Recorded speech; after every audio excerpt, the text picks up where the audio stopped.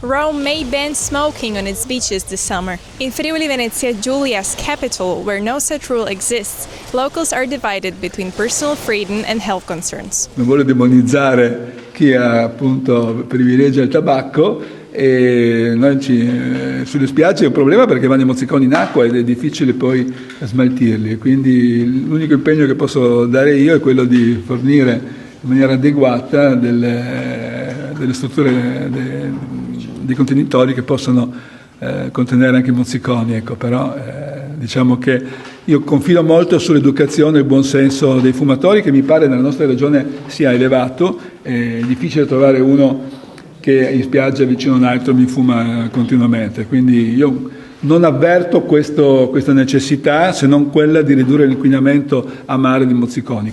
In Rome they may ban smoking this summer. Do you think they should do it also here?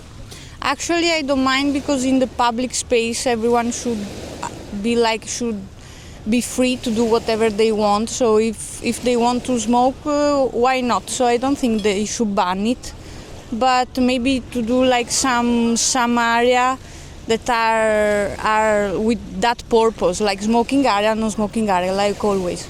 No, no, because even though I'm not a smoker myself and I don't like smoking, I don't think everything should be banned or forbidden in public. Who cares? There should be more tolerance, I think.